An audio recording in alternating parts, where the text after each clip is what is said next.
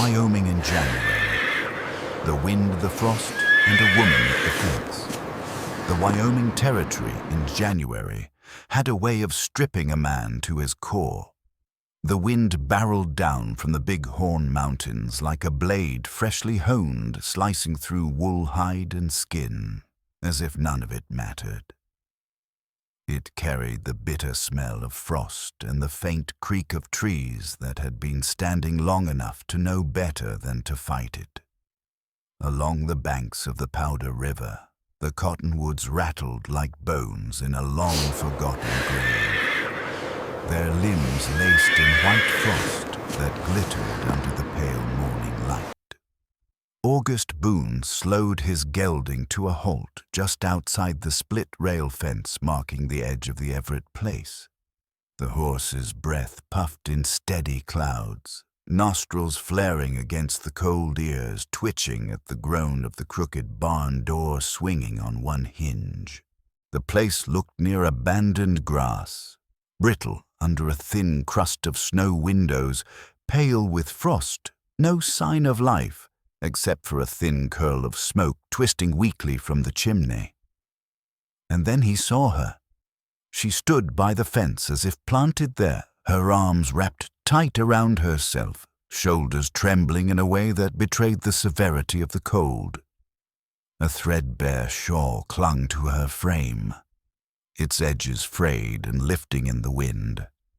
Her boots were caked in frozen mud, the leather cracked and grayed. Her face, pale and drawn, looked carved from winter itself, lips the shade of dusk clouds before snow. Yet her chin was high, her gaze fixed on the horizon, not desperate, not pleading, but steady in the way of someone who had been waiting so long that hope had grown into something harder, quieter. August took in the sight, an unspoken understanding settling over him. This was not just a woman caught in the cold. This was someone who had been weathering winters far longer than the one swirling around them now. Blanket or husband? A question that wasn't entirely a joke. He swung down from the saddle, his boots crunching into the crusted snow, the sound loud in the brittle air. Tugging his coat tighter, August stepped forward, his shadow stretching long in the angled light. "Darlin," he said, voice pitched low but carrying easily. "You want a blanket or a husband?" The words were half-teasing, but there was a truth folded inside them, one he didn't bother to disguise. Her eyes flicked toward him, startled for a heartbeat, and then she let out a sound that might have been a laugh or the echo of a cough, before answering you, offering both. Her voice was hoarse but steady, the kind that didn't waste syllables. He shrugged, reaching into his saddlebag and pulling out a thick wool blanket, the kind that held the memory of every campfire it had been near. "One's immediate," he said, holding it out, the other's long-term. "Up to you." She hesitated only long enough to study his face, looking for what he didn't know before taking the blanket. She wrapped it around her shoulders, the color returning faintly to her cheeks as the wind lost its bite against her skin. "Name's Odessa Everett," she said after a beat. "This was my father's land. He passed last spring. I stayed." August nodded. "August Boone. I ride for the 666 east of here. Saw the smoke, figured someone might still be around." Her jaw tightened. "It's just me and my boy Zachary. He's 6. Been sick near a week. Fever broke last night, but we lost the cow. No milk left, only root vegetables and dried beans in the pantry." The details landed heavy in the space between them. He frowned, the cold no longer the only thing pressing on him. "You should have sent word." She shook her head. "To who my brothers headed east after Pa died. I've no one left." She glanced toward the cabin. "I was hoping someone might pass by, carrying supplies and lighting the first fire." Well, August said, his gaze holding hers without flinching. Someone did. Without another word, he reached for the sack tied to the back of his saddle and swung it down. Inside was what he always carried for long rides: jerky flour, dried apples, 2 tins of condensed milk meant for himself. But it didn't take a thought to give it over. He walked her back toward the cabin, the snow creaking under their steps. The inside was small but neat, smelling faintly of wood smoke and dried herbs. A low fire burned in the hearth, barely enough to warm the air.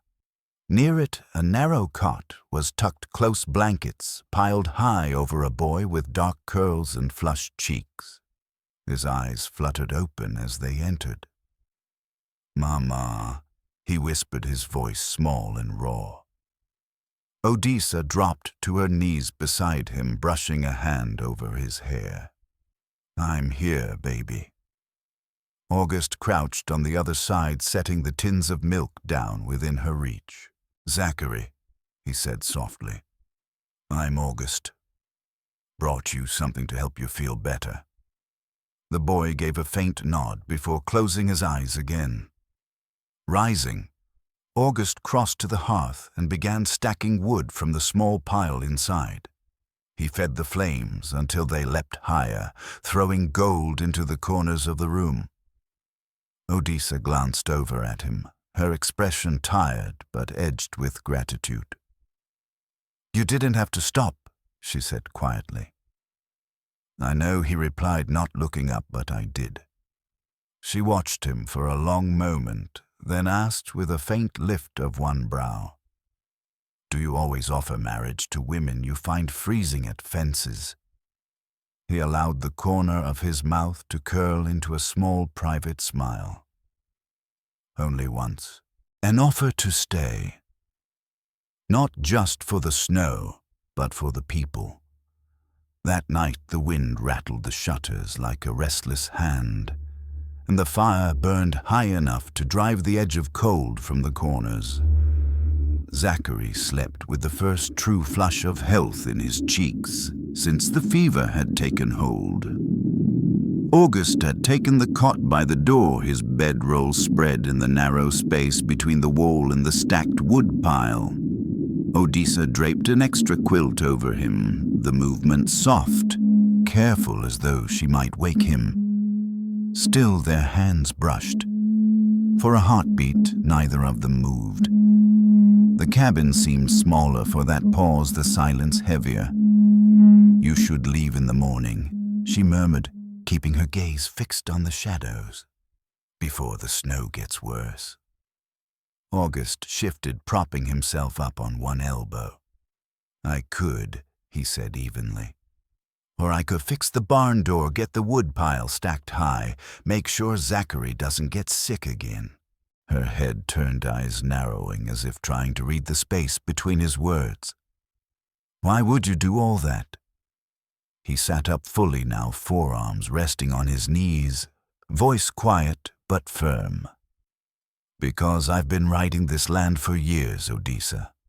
I've seen too many people left behind. I don't believe you deserve to be one of them." Something flickered in her expression, part disbelief, part the kind of hope a person tries to hide when they've learned the cost of wanting too much. She looked away, first, nodded once, and moved toward her bed without another word. August lay back, listening to the crackle of the fire and the wind's long moan outside. He hadn't planned to stop here, hadn't planned for any of this, but plans had a way of shifting when you stumbled across someone who needed you, and maybe, if he was honest, when you realized you needed them just as much. 3 days. That changed the cabin. By the 3rd morning, the wind had softened, and sunlight cracked open the heavy clouds, spilling gold over the snowdrifts. The cabin didn't just feel warmer from the fire. There was a lightness in it that hadn't been there before. August had fixed the barn door on the first day, hauled water from the half-frozen creek on the second, and now was up on the roof hammering a better draft into the chimney flue. Zachary, wrapped in an oversized coat, trailed after him whenever he could, asking endless questions about horses, coyotes, and whether August had ever faced down a grizzly.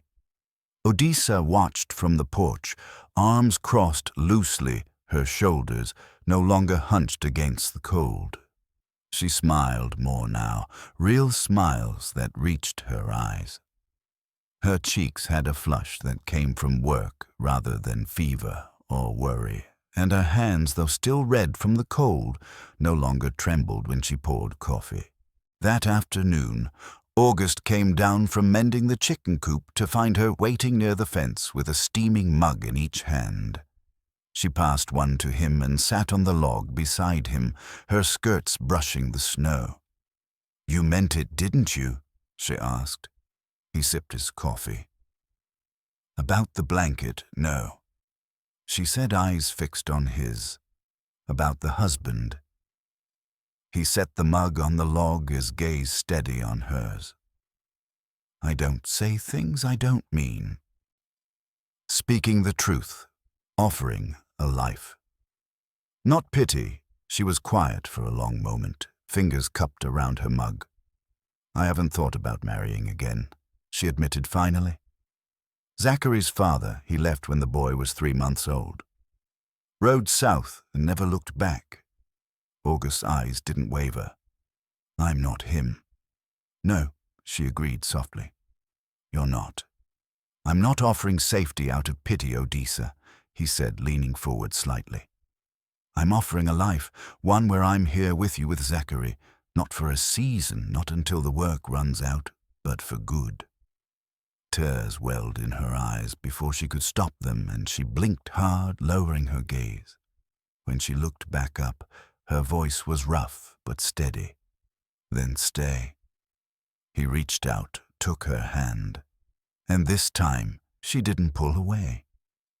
That night, after Zachary had been tucked into bed, Odessa stood near the fire, the flicker of flames painting her in golden shadow. August stepped behind her, resting a hand lightly on her shoulder. She leaned back into him without hesitation, the weight of that choice, hers and his, settling between them. "You want to marry me, Odessa Everett?" he asked quietly. She turned in his arms, eyes bright with something fierce and unguarded. "Yes," she said simply. "I do." And in that moment in the quiet cabin, while snow fell soft against the shutters, it no longer felt like winter pressing at the walls. It felt like the first deep breath after a long time under ice. Warmer weeks in a winter. Still holding on the days folded into one another with the easy rhythm of shared work and unspoken understanding. Outside, winter still ruled snow, crusted the pasture fence, and the creek ran under a skin of ice, but inside the cabin held its own climate. Mornings began with the smell of coffee and the sound of August moving about before sunrise, stacking kindling or checking the coals to make sure the fire never died down. When he rode to the 666 to check in with the foreman, he returned by dusk without needing to be asked, snow on his shoulders, and a readiness to take up whatever task waited. Odessa had stopped asking how long he meant to stay. She didn't need to. There was always a second plate beside hers at every meal and a coffee cup set ready at the stove. Zachary no longer shrank into his blankets when the wind howled. Instead, he hovered near the window to watch for August's return. One afternoon they walked the pasture fence together, testing the posts for looseness. The sun hung low, throwing long shadows over the snow. Odessa paused, eyes on the mare August had ridden in on that first morning. "She favors her left leg," she remarked. "Been that way long, since she tangled with a barbed wire strand near Buffalo. 3 summers back," August said, adjusting his hat against the glare. "She's steady, but you ought to keep her off the slope near the creek. That ground sinks fast come thaw." He glanced at her hands, braced on the fence rail, calloused but sure. She's earned her place. I don't discard what still works. Odessa gave a small, thoughtful nod. No, I don't suppose you do. They walked on in companionable silence, the scrape of their boots and the caw of a distant raven the only sounds between them. It was the kind of quiet that didn't demand to be filled, the kind that meant something was already understood. A wooden box and a boy's place for treasures. That evening the wind softened enough that the smoke from the chimney rose straight into the dark. Inside, Zachary sat cross-legged near the hearth, sketching a horse with a bit of charcoal on the stone. August was at the table, bent over a small block of wood, the tip of his pocket-knife glinting in the lamplight. Odessa, drying her hands at the stove, watched for a while before asking, "Something for the ranch." "Something for him," August said without looking up. When he slid the box toward her, she saw it was rough but sturdy. The lid fitted snug with a horse's head carved from the grain. "That's kind," she murmured, running her fingers over the carving. "It's not kindness," he corrected gently. He asked what it meant to have a man around. I told him it meant he'd have someone who remembered what he liked. A boy ought to have a place for his treasures. Odessa's breath caught, but she said nothing. Instead, she poured 2 mugs of coffee and set one beside him. "He's taken to you," she said quietly. "I've taken to him." She sat across from him, fingers curling around her cup. The fire burned low shadows stretching across the table, but the warmth between them felt solid. It wasn't the heat of a moment. It was the steady burn of something meant to last, a spring plan and a mother's ring. Later that week, with the cold easing just enough to let the air taste faintly of thaw, Odessa sat at the table with a folded handkerchief in front of her. August came in from splitting wood, shaking the snow from his coat. "I found my mother's ring," she said without preamble. "It was wrapped in this at the bottom of a trunk. I'd forgotten about it." He pulled out a chair, curiosity in his gaze. "You planning to wear it, I was thinking." She took a steadying breath. Maybe it should be given proper, with words and witnesses. August's brow lifted slightly. "You mean at the chapel in Casey?" She nodded. "Pastor Miller's still there. He baptized Zachary. He'd do it." He leaned back, the lines at the corners of his eyes deepening as his mouth curved. "Then we'll ride in when the road clears. I'll bring the license, you bring the ring." Odessa reached across the table, laying her hand over his. "I never thought I'd want to say vows again." "You don't have to want it," he said, turning his palm to hold hers. "You just have to mean it." Her gaze didn't waver. "I do." Outside, the wind had lost its teeth, the snow melt whispering down from the eaves. Inside, the cabin felt different now, not just a shelter from the cold, but a place where something was taking root. The wedding day in Casey. Vows without tremble. By early March, the road south had thawed enough to show dark wagon ruts through the pale crust of snow. August hitched the wagon before dawn, frost clinging to the grass, like lace. Odessa stood beside him, coat buttoned high, a small tin box tucked under her arm. Zachary climbed onto the bench seat, his knees bouncing with energy, as he clutched the willow slingshot August had carved for him weeks earlier. The trail to Casey wound through open country, past bare cottonwoods and low gulches still patched with snow.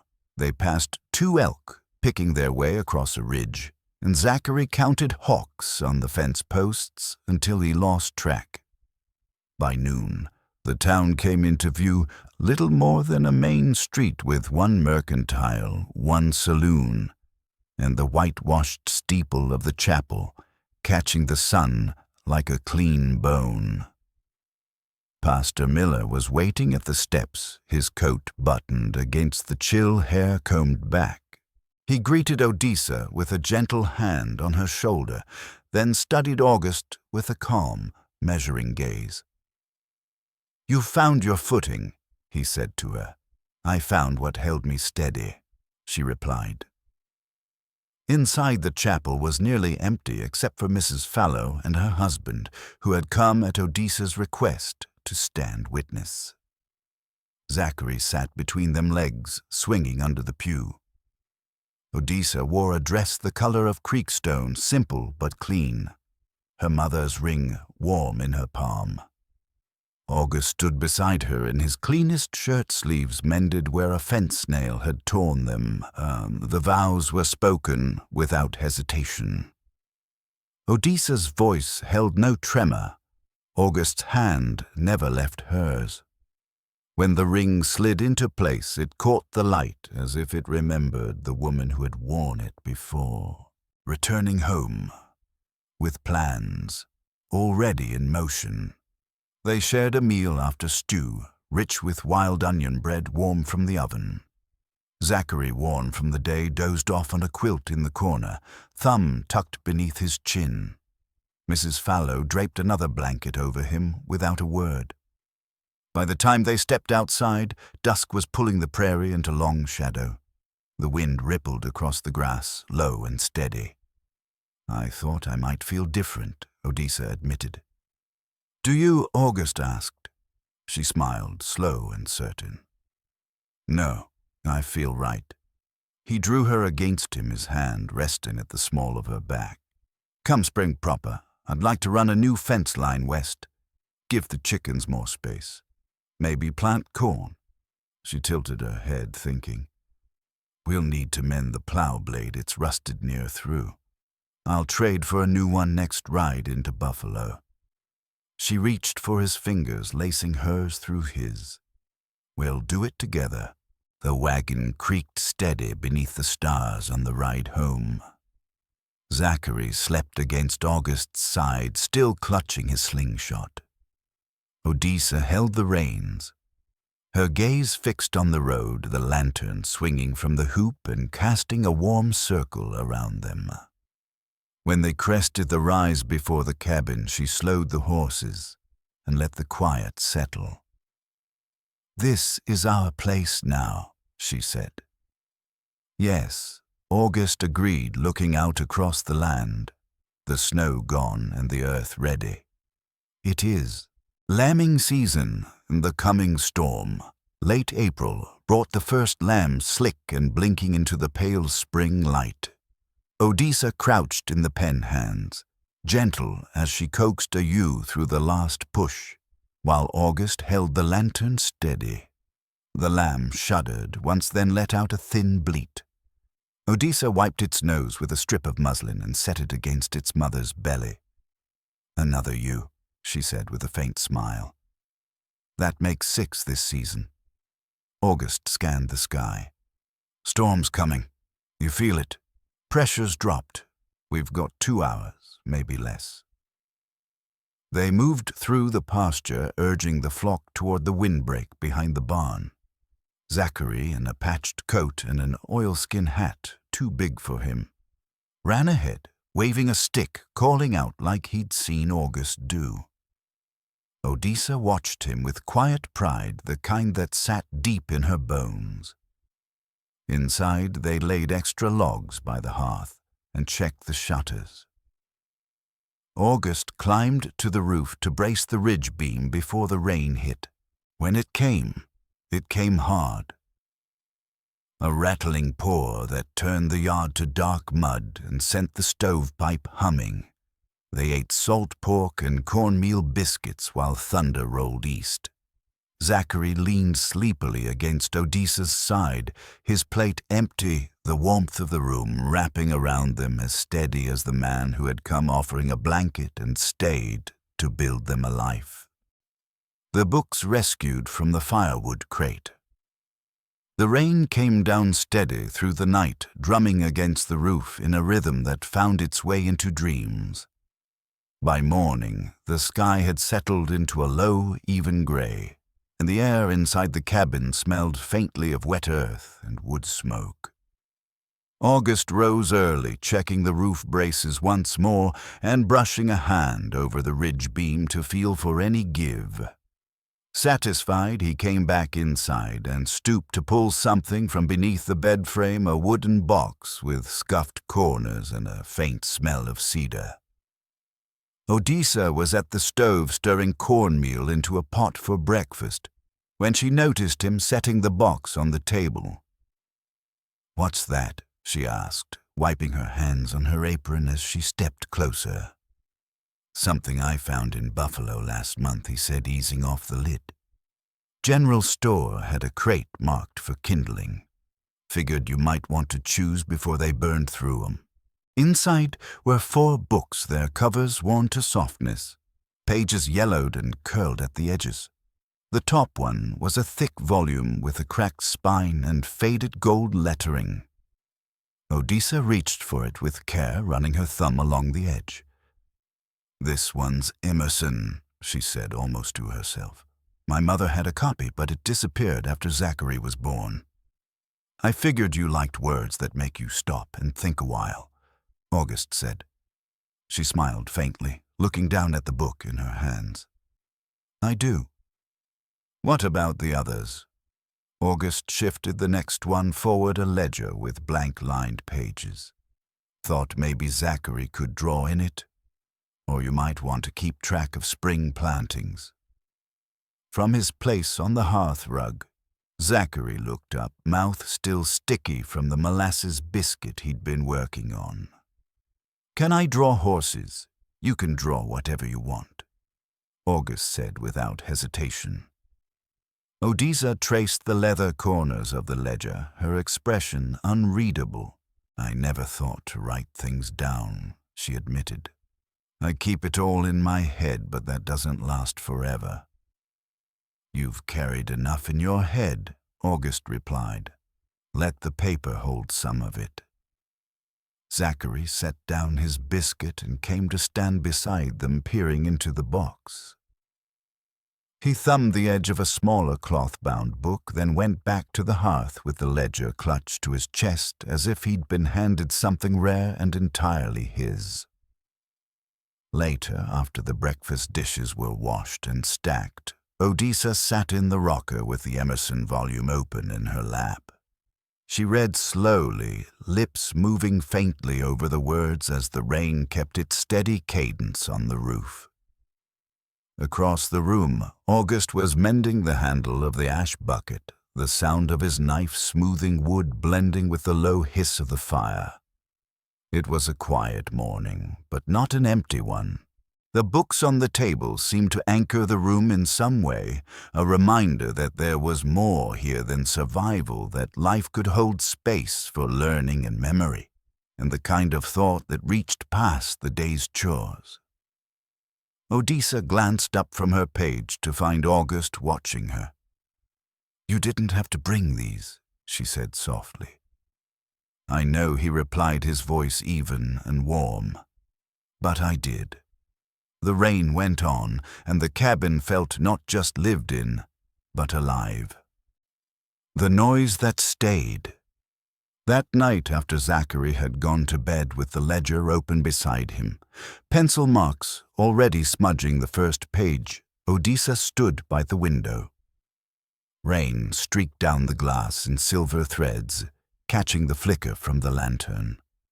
She didn't turn when August came up behind her, but the shift in the air told her he was there. "I used to think," she began slowly, "that I'd get to a place where everything stopped hurting, that if I worked hard enough, kept busy enough, it would all go quiet." August's voice was low, steady. "What changed?" She kept her gaze on the darkness beyond the pain. "I stopped hating the noise." Her breath caught just slightly, but she pushed on. "Some of it's grief, yes. My father's voice when the fever took him, the slam of the door when Zachary's father left, the nights I sat here with nothing but the wind for company. But some of it's you. Him. The sound of lambs crying at dawn of rain on the roof when we're all inside together. It's all tangled up now, the bad and the good. I can't separate them anymore. He let the words sit between them, his hand finding the small of her back.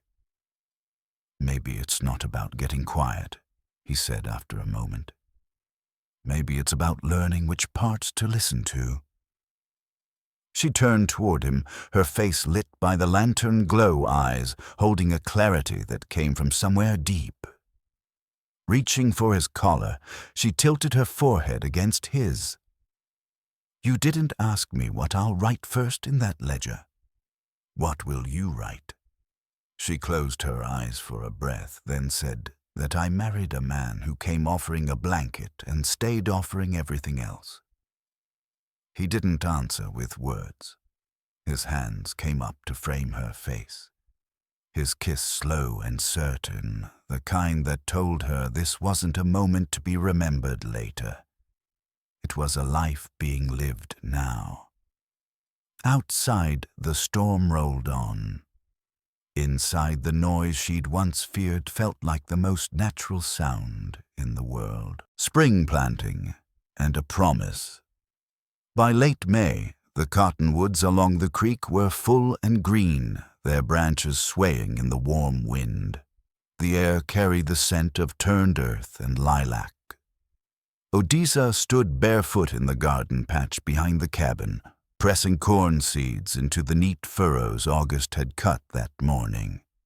Her skirts were hitched above her ankles, and the sun caught the fine sheen of sweat on her arms.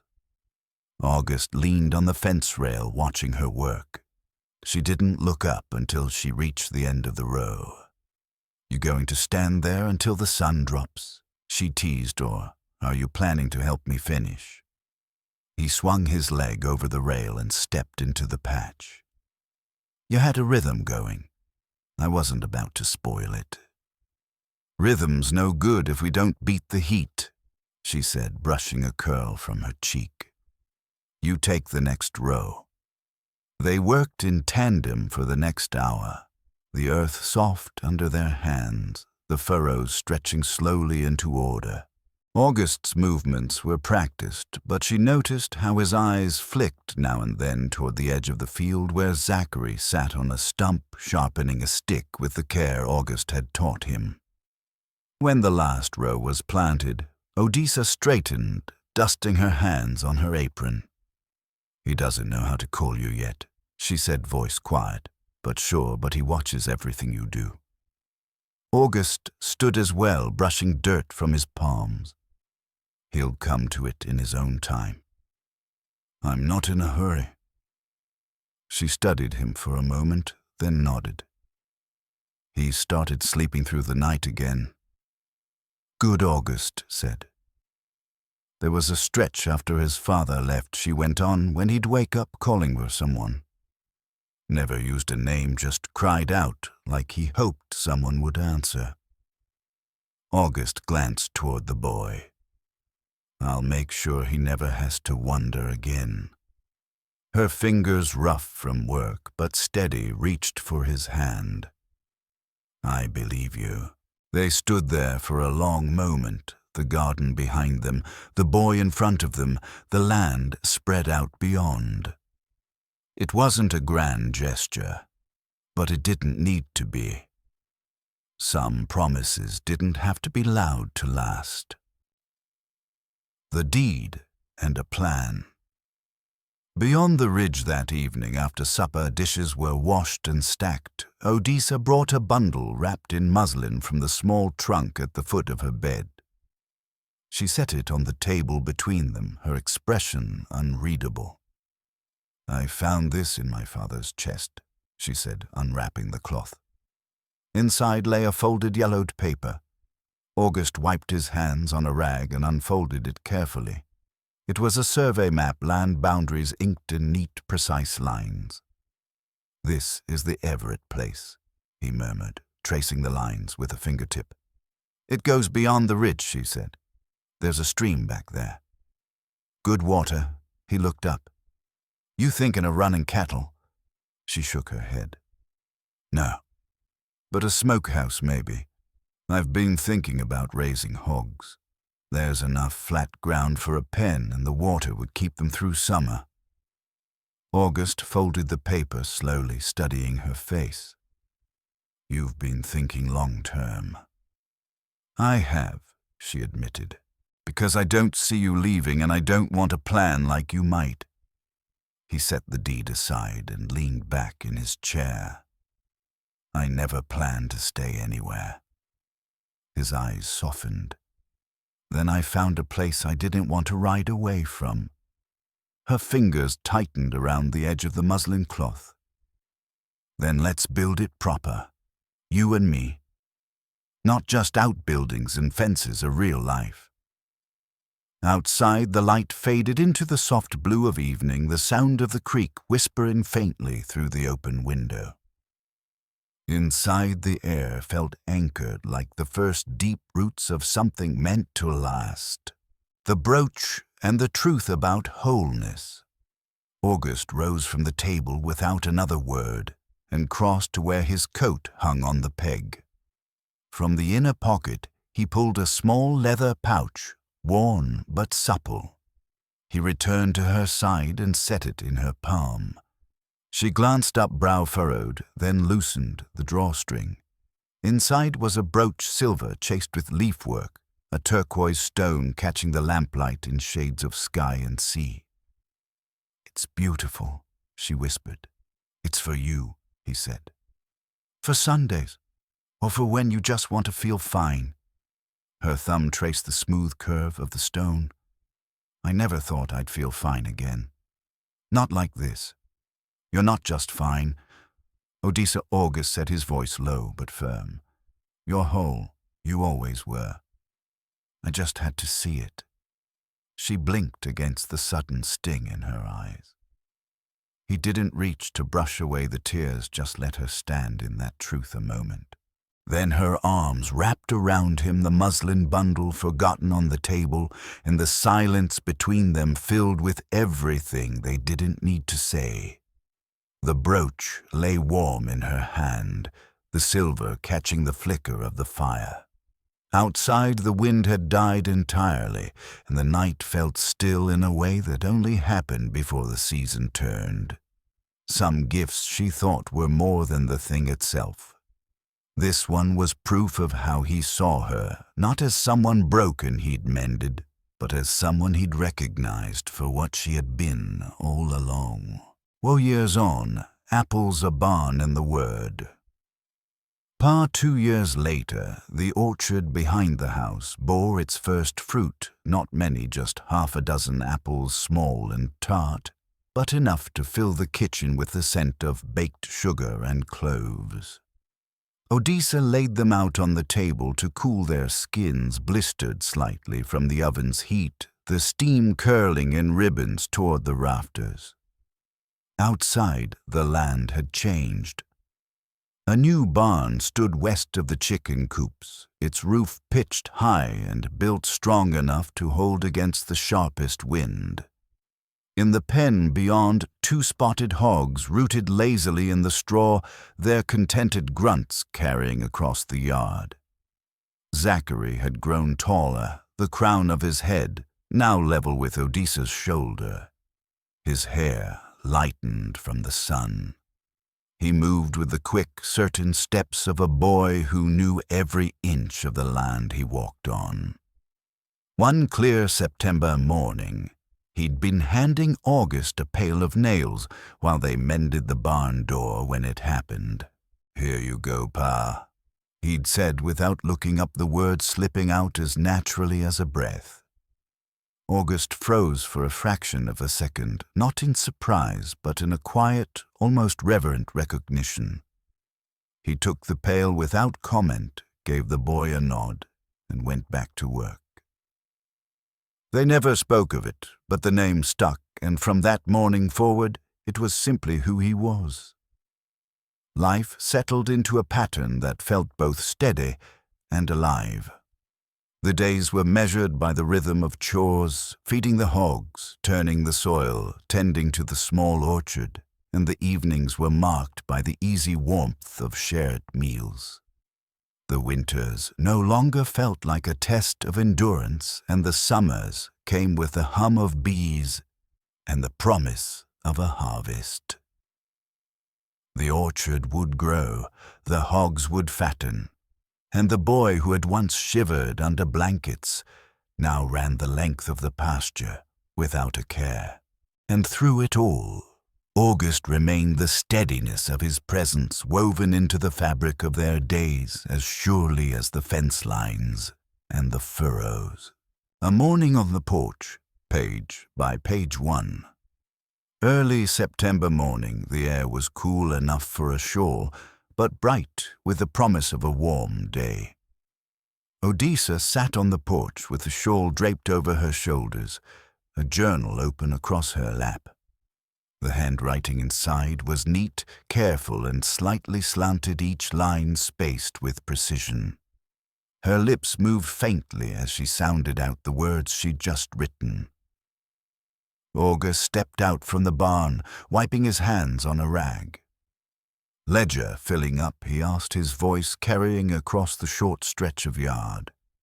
Page by page, she said, glancing up with a small smile. I wrote about the orchard today, about how the apples came early and how they taste more like the wind than the sun. He leaned against the porch railing, the boards creaking under his weight. You ever think how far we've come? I do, she said, closing the journal. But I think more about what's ahead. He moved to sit beside her, the warmth of him grounding in that quiet way he had. Whatever it is, he said, we'll see it through. She nodded, leaning her head briefly against his shoulder. The sound of the creek drifted up from beyond the ridge, and somewhere out in the pasture, Zachary's laughter rang clear and unguarded. It wasn't a dramatic moment, no sweeping gesture or sudden revelation, but it was the kind of morning that could anchor an entire season. In memory, a reminder that the life they'd built wasn't just made in big choices and bold words, but in the steady turning of days like this one. They stayed there until the sun cleared the ridge, watching the light spill over the land that was now wholly theirs. And when Odessa picked up her pencil again, she didn't write about the hardships they had endured. She wrote about the way the air smelled just before the sun hit the orchard, and how it felt to have someone beside you who wasn't going anywhere. The deeper roots of a shared life. The days after that September morning seemed to stretch long and golden, each one holding just enough cool at dawn to remind them that summer was loosening its grip. The orchard's few apples had been eaten or baked into pies. The hogs were fattening for winter, and the last rows of corn stood tall in the late-season sun. One evening, as the light thinned and the shadows stretched across the yard, August came in from repairing the fence along the west boundary. Odessa was at the table, spreading out a scrap of canvas with hand-drawn measurements sketched in pencil. "What's this?" he asked, sliding into the chair opposite her. She tapped the corner of the drawing. "The ridge line. I've been thinking about putting a small smokehouse here, close enough to the stream for cooling meat in summer." His brows lifted. "You've been planning." She smiled faintly. "I told you I was thinking long-term. The hogs will give us meat, but we can trade smoked cuts in town. It's something steady, something to lean on."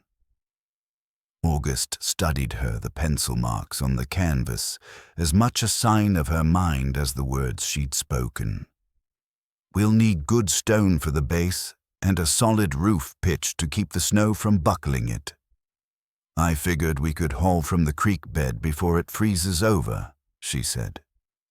He leaned back, the corner of his mouth lifting. "You've got the whole thing mapped out." Her eyes met his. "Not the whole thing. Some of it's just wanting to build something that will outlast us. The air between them settled into a kind of understanding that didn't need further words. Outside, the last light went soft and blew the smell of wood smoke drifting through the open window. They had been surviving for a long time. Now, without fully realizing when it had begun, they were building. Sundays and the brooch. The following Sunday, the morning broke crisp and clear, the kind of day that made the mountains seem nearer. Odessa was pulling loaves from the oven when August came in from the barn, the sleeves of his shirt rolled to his forearms. "I've got something for you," he said, reaching into his coat pocket. He drew out a small leather pouch, worn smooth from being carried. Her brows knit as he handed it over. "What's this? Open it." Inside was a brooch, silver worked in delicate leaf patterns with a turquoise stone at its heart. It caught the light in shades that shifted between sky and river. "It's beautiful," she breathed. "It's for you," he said simply. "For Sundays or for when you just want to feel fine." She turned it in her hand, the metal warm from his pocket. "I never thought I'd feel fine again," she admitted softly. "Not like this." August's gaze was steady. "You're not just fine, Odessa. You're whole. You always were. I just had to see it." The words landed in her chest like something solid and true. She blinked, fighting back the sudden shine in her eyes. He didn't move to wipe the tears. He let her have them as if they belonged to her the same way the brooch now did. She crossed the space between them, wrapping her arms around his waist. For a long moment, neither spoke. The kitchen was warm with the scent of fresh bread, the soft creak of the floorboards, the muffled sound of Zachary humming to himself somewhere outside. When she finally stepped back, she fastened the brooch to her dress. The silver gleamed against the fabric, and the turquoise stone seemed to carry a bit of the sky indoors.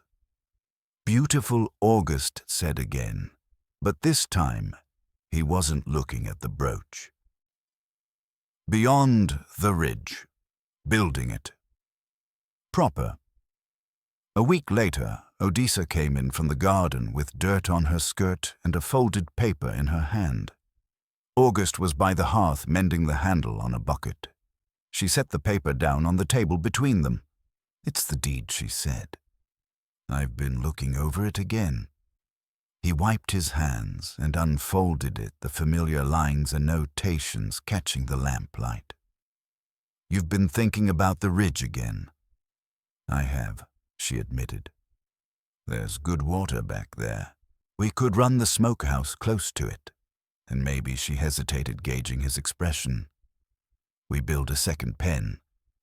Hogs, maybe even a milk cow again if we can find a good one in spring." August studied the paper, then her face. "That's not just a season's plan. That's a life's plan." "I told you before," she said, her voice steady. "I'm not planning like you might leave." He folded the deed carefully, setting it aside. "Then we'll do it. Proper. We'll haul the stone before freeze up, lay the foundation while the ground's still giving." Her shoulders eased and a small smile curved her lips. "You mean that? I don't start what I don't plan to finish." Outside, the last of the light bled into the trees along the creek. The air smelled faintly of damp earth and pine sap. It felt like the moment before a seed takes root, nothing yet visible but the promise already in the ground. A brooch of truth and the quiet of a made choice. That night, after the supper plates were washed and Zachary was upstairs with a book, August went to his coat and pulled something from the inside pocket. It was the small leather pouch she recognized from the Sunday he'd given her the turquoise brooch. This time, he said, placing it in her hand, "It's not for Sundays. It's for any day you want reminding." She loosened the drawstring. Inside lay a second brooch, smaller than the first, shaped like a sprig of wheat in silver, each grain worked in fine detail. The center was set with a narrow sliver of polished amber, warm and golden under the lamplight. Her breath caught. August. When we first met, you were standing by that fence looking like you'd been weathering winters your whole life.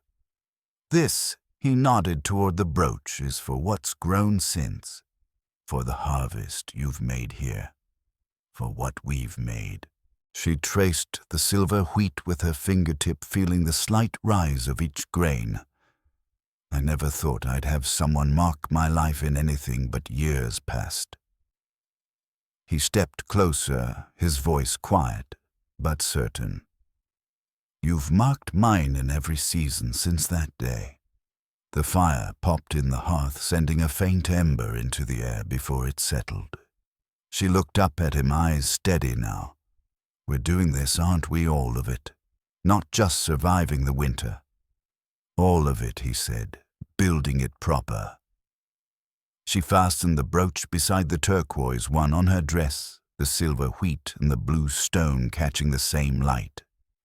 Together, they felt like a story told in 2 chapters.